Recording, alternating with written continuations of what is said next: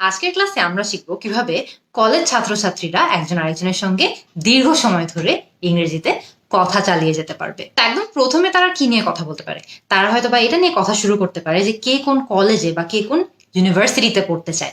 কিভাবে জিজ্ঞেস করতে পারে, what college do you want to dash, অথবা what university do you want to dash.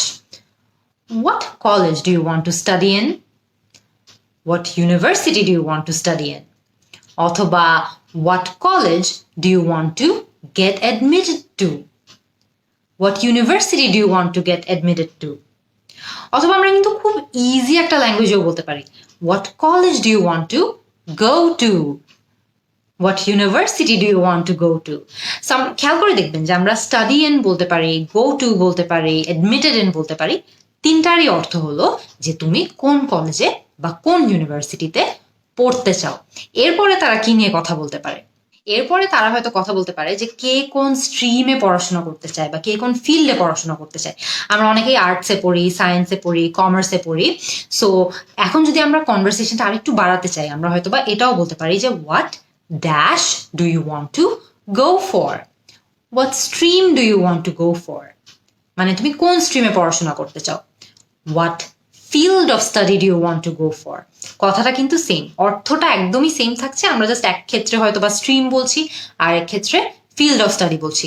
দুটারই অর্থ হলো যে আমরা জানতে চাচ্ছি যে তুমি ভবিষ্যতে কোন স্ট্রিম নিয়ে পড়াশোনা করতে চাও। সেটা কলেজে উঠলেও হতে পারে, সেটা ইউনিভার্সিটিতে গেলেও হতে পারে, যে তুমি কোন স্ট্রিম বা কোন ফিল্ড অফ স্টাডি নিয়ে পড়াশোনা করতে চাও। এরপরে তারা হয়তো এটা নিয়েও কথা বলতে পারে যে তারা ইউনিভার্সিটিতে উঠলে কি নিয়ে পড়াশোনা করতে ইন্টারেস্টেড।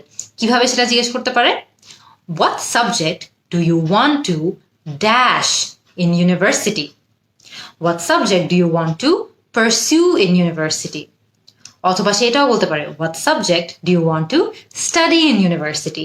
দুটোরই অর্থ হলো যে তুমি ইউনিভার্সিটিতে ওঠার পর কি নিয়ে পড়াশোনা করতে চাও, আমাকে সেটা বলো। সো এটা নিয়েও কিন্তু কলেজ ছাত্রছাত্রীরা অনেক ফ্রিকুয়েন্টলি একজন আরেকজনের সঙ্গে কথা বলে।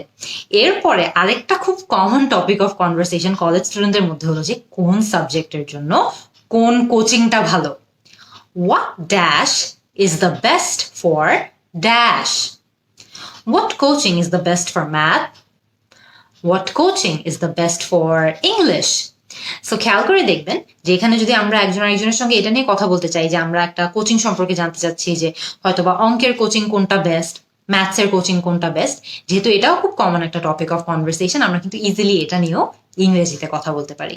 আরেকটা খুব common topic of conversation college ছাত্রছাত্রীদের মধ্যে হলো যে কেউ কি বিদেশে পড়তে যেতে ইচ্ছুক নাকি, বা বিদেশে পড়তে যাওয়ার প্ল্যানস আছে নাকি। সো তারা এটা কিভাবে জিজ্ঞেস করতে পারে, are you planning to apply dash, are you planning to apply abroad, অথবা are you planning to apply to foreign universities. দুটোরই অর্থ হলো যে তুমি কি বিদেশে পড়তে ইন্টারেস্টেড নাকি, বা তুমি কি বিদেশে পড়াশোনা করার কোনো প্ল্যান করছো নাকি। সো এটাও কিন্তু কমন একটা টপিক অফ কনভারসেশন। আরেকটা খুব কমন টপিক অফ কনভারসেশন স্টুডেন্টদের মধ্যে হলো যে হয়তো আমাদেরকে লাস্ট ক্লাসে একটা অ্যাসাইনমেন্ট দেওয়া হয়েছিল, সেই অ্যাসাইনমেন্টটা কি আমাদের শেষ করা হয়েছে নাকি।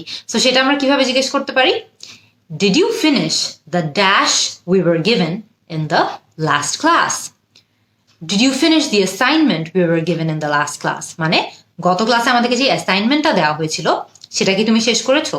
এটা হয়তো একটা রিপোর্টও হতে পারে, Did you finish the report we were given in the last class? এটা হয়তো একটা পেপার হতে পারে, Did you finish the paper we were given in the last class?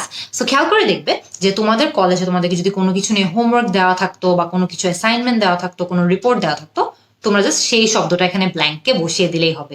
পুরো বাক্যের স্ট্রাকচার কিন্তু একদমই সেম থাকছে, জাস্ট ব্ল্যাঙ্কের শব্দগুলো পাল্টাচ্ছে। আরেকটা খুব কমন টপিক অফ কনভারসেশন হলো যে কেউ কি সামার ভেকেশনে কোথাও যাচ্ছে নাকি।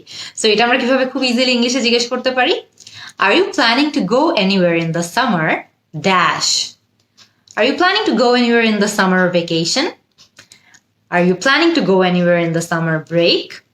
দুটারই অর্থ হলো যে আমাদের যে সামার ভেকেশনটা আসছে, বা আমাদের সামারের যে ছুটিটা আসছে, সেই ছুটিতে তোমার কোথাও যাওয়ার কি প্ল্যান আছে। সো এটা কিন্তু খুব কমন একটা টপিক অফ কনভারসেশন যে কোনো স্টুডেন্টদের মধ্যে। অনেক সময় এমন হয় না যে আমরা হয়তো বা কলেজে কিছু একটা নিয়ে পড়াশোনা করছি বা কোনো একটা ক্লাসে আছি আর একটা জিনিস আমরা বুঝছি না, সো তখন হয়তো আমাদের ফ্রেন্ডের থেকে হেল্প নেওয়া লাগতে পারে বা সাহায্য নেওয়া লাগতে পারে। সো সেটাও আমরা কিন্তু ইংলিশে চাইতে পারি। কিভাবে? I'm having a problem with the dash. Can you help me? I'm having a problem with the third sum. মানে 3 নম্বর অঙ্কটা নিয়ে আমার একটু সমস্যা হচ্ছে। Can you help me? তুমি কি আমাকে হেল্প করতে পারবে নাকি?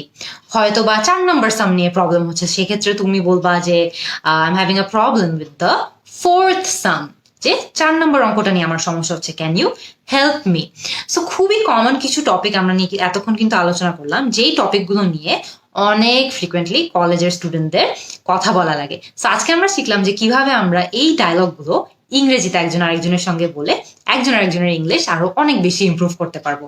আমাকে কমেন্ট সেকশনে সব কলেজ স্টুডেন্টরা জানাও যে আর কোন কোন জিনিস নিয়ে কলেজ স্টুডেন্টদের রেগুলারলি কথা বলা লাগে, যেগুলো আমরা চাইলেই কিন্তু ইংলিশে করতে পারি।